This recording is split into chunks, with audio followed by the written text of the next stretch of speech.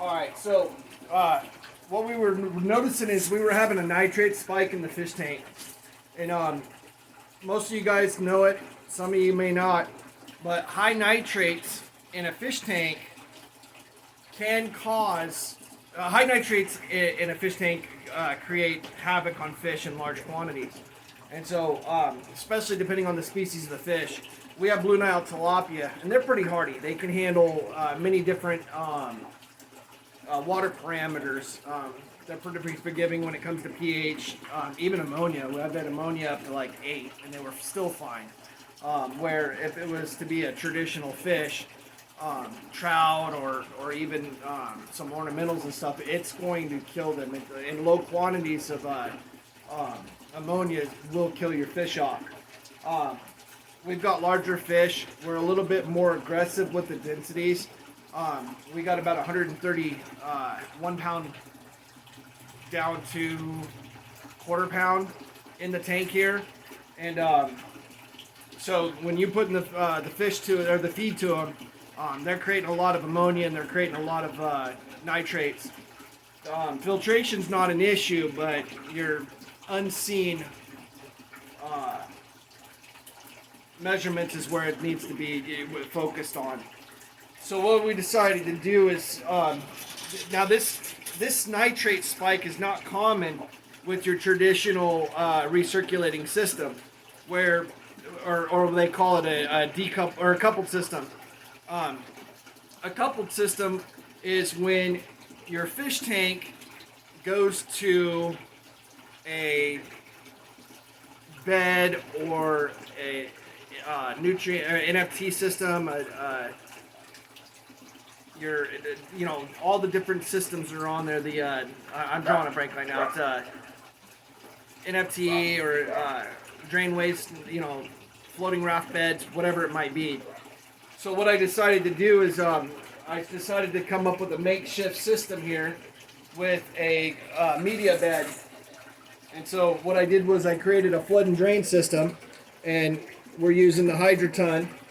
Now, I'm still in debate on how I want to do this. I don't know if I want to go down to a local creek and maybe get some cattails or something like that to put in here, or if I just want to use, grow lettuces and different types of any plants. Because of the building, it's going to create an issue. I can't have a real high plant, so it might limit to me to just leafy greens. But because it's tilapia, our temperatures, they get up to 75, 80 degrees for them to be happy. And it might wreak havoc on a leafy green. That's what I was thinking is, I could probably, go get some reeds or something. But then there's a potential of adding bacteria and parasites from the creek into your system. So it's definitely an intricate balance, and I haven't figured out what I'm going to do yet. What we're using today is this Psycho Platinum Series Hydroclay. A lot of people, they just call it Hydroton, but there's different manufacturers. Online, a 50 liter bag of Hydroton is going to cost you anywhere from $40 to $75, I've seen. One of the things that growers do is they try to find the best or the cheapest product that they can get. A lot of times they'll order on Amazon, stuff like that. Well, I called my local hydroponics place, and they had these for $23 a bag. So, I saved $44 on 2 bags by just getting it local. So always check your local groups grower suppliers, because they might have something, cheaper and comparative. So this the difference between this Psycho and Hydroton is not really that different. On the left here you see Hydroton, and on the right you see the Psycho. So there's not much difference, just some shapes. This is more round. And so I kind of like this Psycho a little bit better because it gives more surface area for your beneficials to attach to. So now, anytime that you guys are using any kind of your clay products, whether it's Hydroton, Psycho, or any of the other manufacturers, in fact, my son even said, hey Dad, we'll just throw it in there and call it good. And I'm like, no, you still have to wash them. He just washed through probably 150 liters of Hydroton because it had been out and it had seeds and grass and a bunch of other stuff. So he was out there fishing it out and kind of cleaning it up. But he didn't think he had to clean it. So what you got to understand is with some of this new stuff, it was just mined. And you can see how that clay sticks to the side of that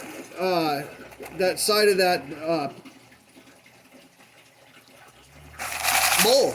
So what you got to do is you got to actually rinse it out. So what I'm doing today is I'm just filling this 5-gallon bucket about half full of water. Then I get about 3 or 4 scoops of this. And I toss in there. And you can see the dust coming out of there. You don't want to introduce that. Let's bring this back up here real quick, Wes.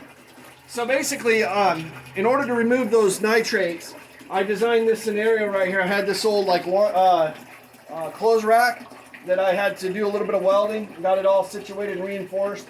But basically what we're going to do is I created a flood and drain, which is on another one of my videos. This media bed's going to fill up. It's going to end up vapor locking, and then it's going to drain.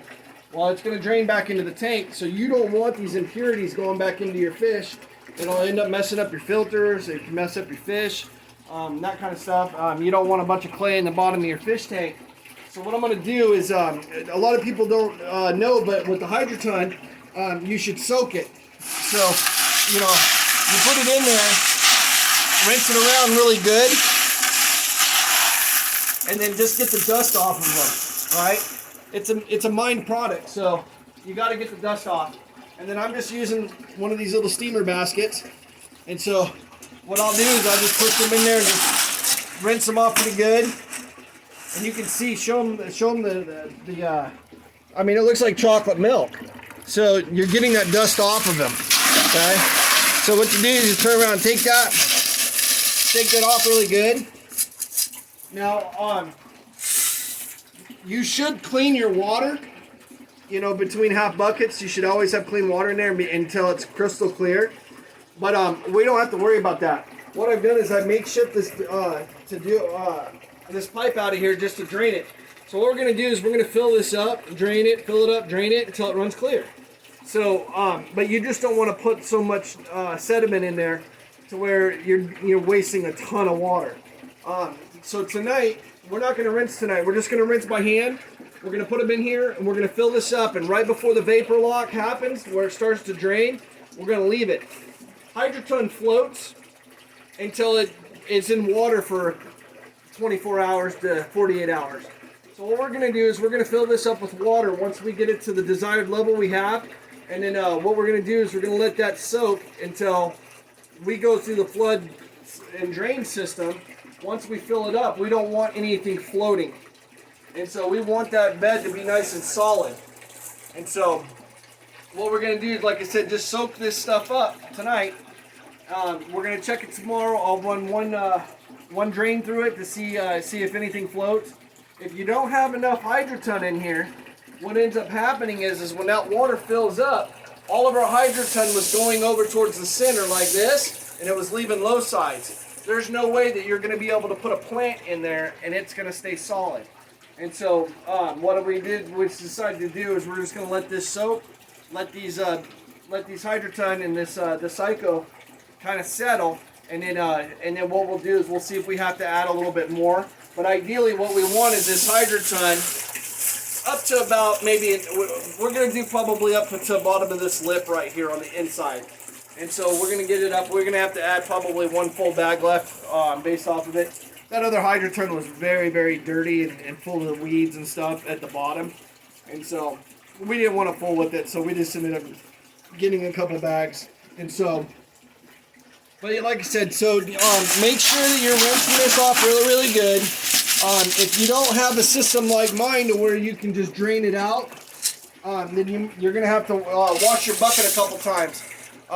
It might be good to maybe makeshift a grate or something to where your Hydroton doesn't fall through, and put it over, let's say, a wheelbarrow, and then you can rinse it off that way until it rinses clean. So I was trying to figure out different ways that you could do this, but I figured this would be the easiest way for us. Once this fills up with, like, 50 gallons and drains, it should be running clear. We did it twice with all that dirty Hydroton, and it was already starting to run clear. So you might need to use 50 to 100 gallons of it before it starts running clear, but you should be good. But like I said, anyways, I'm supposed to say like and subscribe, right? Okay. So I'm new at this stuff, like I said, so we're still trying to get followers. If you like and subscribe our videos, maybe hit the bell on there. You'll get the other part 2s and the different videos. Anyways, if you guys have any questions, don't hesitate to comment on it, and I'll be more than happy to let you know what I know. And if not, I won't BS you. I'll look for the answer and I'll come back to you on it. Anyways, this is a community thing, and so if somebody knows the answer to somebody's question, don't hesitate to answer it. This is just about success. This is about getting people to know what they need to know about aquaponics, hydroponics.